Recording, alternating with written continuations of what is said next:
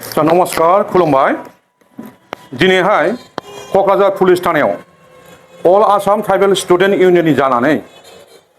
जोंनि बड'फा उपेन्द्रनाथ ब्रह्मखौ रन्जित देखा मुंनि सासे कालप्रिटआ बजारि हाई सेकेन्डारि स्कुलनि पाठशालानि मास्टार बिथाङा जोंनि इउएन ब्रह्म जोंनि बड'फाखौ सन्त्रासबादि होननानै बुंदों जेराव जोंनि इउएन ब्रह्म फादार अफ बड'सखौ आसाम गभर्नमेन्टआ एनाउन्स खालामबाय स्टुडेन्टस डे होननानै फालियो जेराव दाख्लैसो 1 मेआव बिनि थैनाय सानाव दिल्लीयाव अमित शाह बिथाङा जोंनि इउएन ब्रह्मनि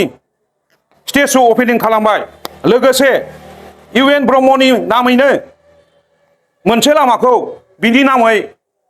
मुं दोनबाय बेफोरबायदि जोंनि हारिनि एकदम थैस' थांस' हारिनि खामानि मावनानै बिथाङा थैलांबाय बेफोरबायदि सुबुंखौ सन्त्रासबादि होननानै बुंबाय बे जोंनि बर' हारिनि थाखाय दुखुनांथाव जोंखौ बर' हारिखौ थाथिल' खालामदों बेफोरबायदि मानसिखौ कालप्रिटखौ थाबैनो जोंनि आसामनि DIG आसामनि CM हेमन्त बिश्व साहा आरो क'क्राझारनि SP बिथांमोनखौ आं गुरै खावलायदों बिथांखौ गोख्रैनो एट्रसिटि एक्ट आइननि दारै बिथांखौ हमनानै गोख्रैयै सास्ति होनांगौ जेलाव सोनांगौ जुदि बिथांखौ हमनानै सास्ति होनो हाया बिथांमोना जोंनि आं साननानै लागोन हेमन्त बिश्व सार CM आरो जोंनि DIG होन आसामनि पुलिस बिभागखौ जोङो एन्टि ट्राइबेल एबा एन्टि बड' होननानै सानना लागोन बेनोसै गोजोन्थों।